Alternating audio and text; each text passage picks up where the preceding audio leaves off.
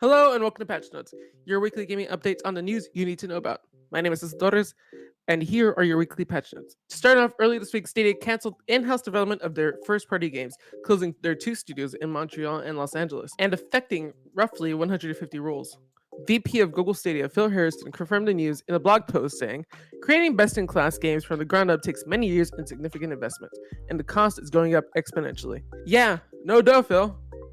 Video games are expensive and they take a long time to make. He continues by saying, "We've decided that we will not be investing any further in bringing exclusive content from our internal development team, SG&D, beyond any near-term planned games." So basically what this means, any first-party game expected to be finished past 2021 is not going to release. However, any project expected to be finished before the end of 2021 is still going to release. And if you're worried this all means Stadia is over as a whole, then you might be happy to hear that Stadia is still going to exist, except it is only going to host third-party games on its platform.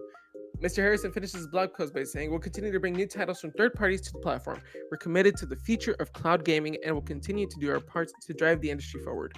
Next up, let's talk about some big delays. I want to say big delays. I really mean just one delay, but I like saying big delays. First up, Ubisoft delayed the Prince of Persia: Sands of Time remake to an indefinite date, saying in a Twitter update, "This extra development time will enable our teams to deliver a remake that feels fresh while remaining faithful to the original." This isn't the first delay Prince of Persia: Sands of Time remake has had either. Back in December, the game was delayed to March because 2020 has been a year like no other. Obviously, this all means that the pandemic changed their plans a lot. Very quickly, and just in case you noticed that it looks different, we're recording this way after we recorded this episode of Patch Notes because I totally forgot about Mass Effect. Earlier this week, Mass Effect Legendary Edition was announced and it'll release May 14th, 2021. They're making a collection and then they're releasing it later this year. And they're fixing a few things.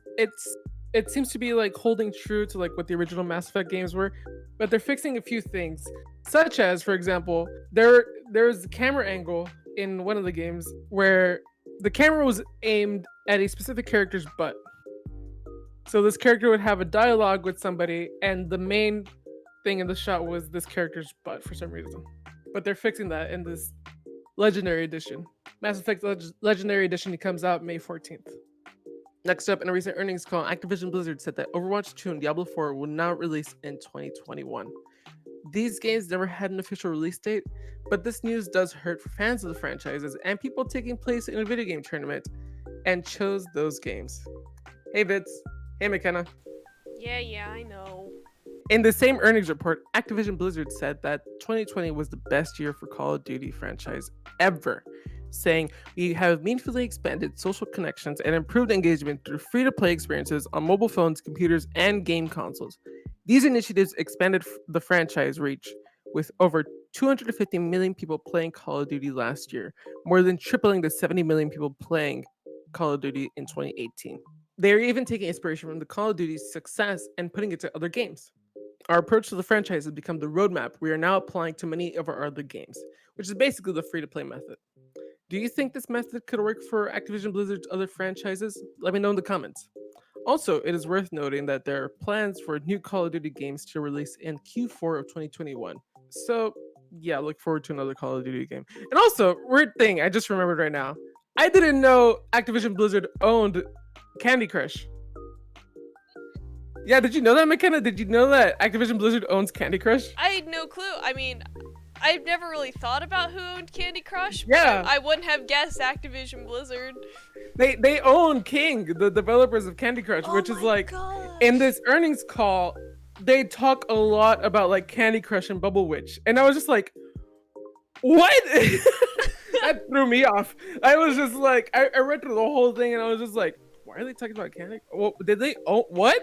But yeah, little fact. Mind is blown.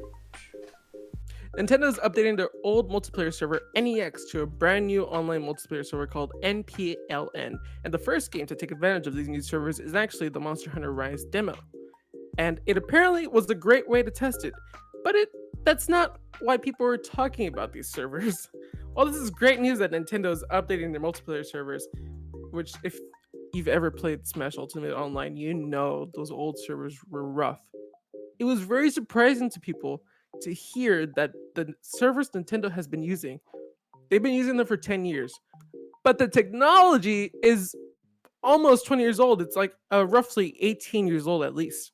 And apparently, Splatoon has an unused function to check if it's running Windows 98. And unfortunately, it doesn't seem the connection is going to get any better anytime soon. According to data miner Oatmeal Dome, Nintendo is just trying to make the transition as seamless as possible and improve on stuff down the line. Just give us good connection, Nintendo. Come on. While we're talking about Nintendo, I'll quickly mention that back in 2015, there were plans to make a live-action Legend of Zelda Netflix show and a claymation-style Star Fox show with college humor. And the plans for the Zelda show were leaked too early in production, causing both shows to be canceled. According to Adam Conover from Adam Ruins Everything, and he also worked at College Humor at the time, when his boss told him they weren't doing the Star Fox show anymore, he said, "Oh, someone at Netflix leaked the Legend of Zelda thing. Nintendo freaked out and they pulled the plug on everything." So yeah, thanks to some random guy at Netflix, we probably miss out on a lot of cool projects. Wow! And next up, as many of you may know, PlayStation has a first-party game called MLB The Show, and the latest installment, MLB The Show 21, is releasing on April 20th. But the news isn't that the latest installment is releasing on 420. The news is that this game, a first-party PlayStation game, is also releasing on the Xbox consoles. This first-party PlayStation game, releasing on PlayStation 4 and PlayStation 5, is also releasing on the competition. It's crazy. What does this mean for the future? Probably nothing. But it's still really cool to see this happening. On to more somber news. Earlier this week, news came out that founder and CEO of Bethesda, Robert A. Altman, passed away. And while that name may not mean a lot to a lot of people, just know that this name is behind some of the biggest names in video games like Fallout or the Elder Scrolls. Bethesda posted a tweet online and it shared an email of his that I wanted to read out. He would post weekly updates to his employees, and this is one of the notes that they shared. To the ZeniMax family, last week I mentioned some small pleasures I had discovered as a byproduct of the lockdown. Some of you have since written to share your own experiences and describe other quiet joys work from home brings. The growing numbers of songbirds in our backyards, quieter streets, adventurous efforts baking bread and mixing cocktails, long walks, restaurant takeout, time to read. While we clearly miss treasured social interactions, something valuable has been gained too. We know many are feeling the pressure of isolation and the stresses related to our current circumstances. Again, I urge you to make time for yourselves daily. Schedule online social gatherings and keep your perspectives, knowing this will pass. Tomorrow, I encourage everyone to take a break to toast your company's 21st birthday and reflect on the long journey we have taken together. You have done something extraordinary, something very few startups ever do.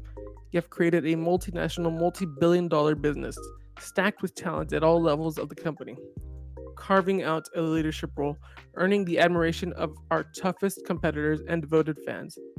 And you have done it the right way. Always faithful to our core principles of integrity, respect, team, quality.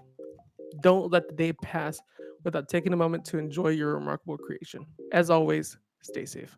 This post ends with a message from the Bethesda and ZeniMax team saying, "We are proud to carry on the values and principles Robert taught us. We extend our deepest sympathies to Robert's family, who are a part of our family, and have always treated us as part of theirs." Robert A. Altman was 73. And that's your weekly patch notes. Again, thank you for joining us. My name is Torres, and be sure to click that subscribe, click that follow, whatever platform you're on. Leave a comment. Hope to see you again next week as I bring you your weekly patch notes.